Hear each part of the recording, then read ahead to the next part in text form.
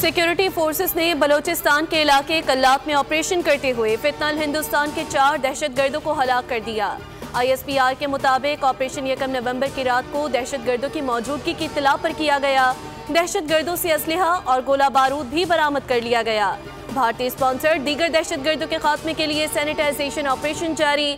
अज़्म इस्तेहकाम के तहत इंसदाद दहशतगर्दी मुहिम पूरी क़ुव्वत से जारी रहेगी। पाकिस्तान से गैर मुल्की सरपरस्ती याफ्ता दहशतगर्दी का मुकम्मल खात्मा कौमी इज़्म है।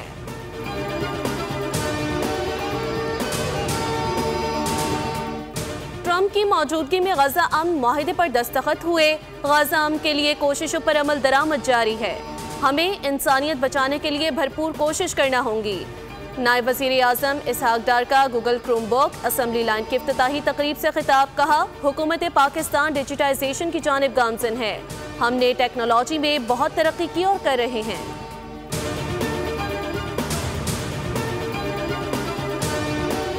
PTI यू टर्न से बढ़कर राउंड अबाउट बन चुकी। जेल में बैठे मुजरिम के बयानी का फरोग किसी सूरत जायज नहीं। बानी PTI के पास वज़ीर आज़म पर इल्ज़ामात का कोई सबूत नहीं। वज़ीर इत्तलात अताउल्लाह तारड़ की मीडिया से गुफ्तगू। कहा, हमारी लीडरशिप पर केसेस थे। जुलाई 2017 में शहबाज शरीफ ने बानी PTI पर हितक इज्जत का दावा दायर किया था।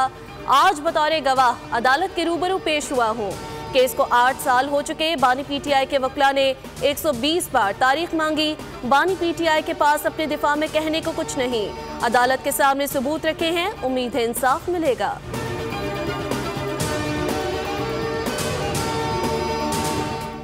वज़ीर आला पंजाब ने 1 साल में 90 के करीब मंसूबे शुरू किए। बहुत से मंसूबे पाए तकमील तक पहुंच चुके।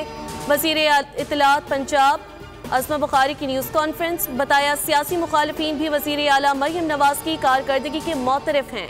वज़ीर आला वादों नहीं अमली इक़दामात पर यकीन रखती हैं। पंजाब हुकूमत तबाहकुन सैलाब की आजमाइश में भी सरखुरू हुई। अज़मा बुखारी ने कहा, कोई ऐसी ऐनक बन जाए जिससे वज़ीर आला KP को बुनियादी मसाइल नजर आए। वज़ीर आला KP को अमन व अमान की बिगड़ती सूरत हाल नजर आ जाए।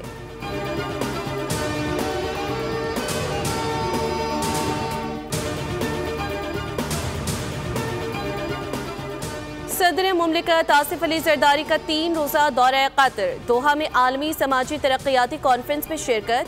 समाजी तरक्की और जामिया मुआशी नमू के हवाले से इक़दामात से आगाह करेंगे। माली वसाइल के हुसूल, SDG स्टमलेस और दीगर आलमी इक़दामात की अहमियत पर जोर देंगे। सदर जरदारी मुख्तलिफ आलमी और इलाकाई रहनुमाओं और बैनुल अक़वामी तंजीमों के नुमाइंदों से मुलाकातें भी करेंगे।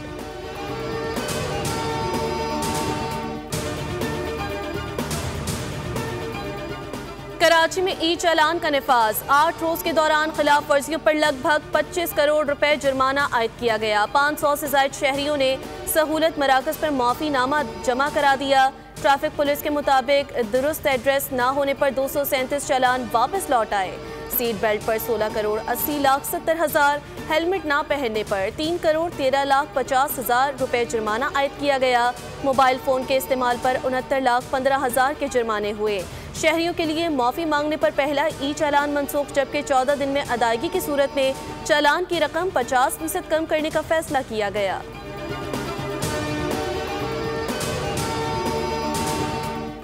और सुप्रीम कोर्ट की कैंटीन में सिलेंडर धमाके से 4 अफराद जख्मी हो गए। धमाके के बायस कैंटीन में फर्नीचर को भी नुकसान पहुंचा। धमाके की आवाज सुनकर वकला और मुलाजमीन सुप्रीम कोर्ट की इमारत से बाहर आ गए। कैंटीन सुप्रीम कोर्ट के बेसमेंट में है, जहां पर मुलाजमीन काम कर रहे थे।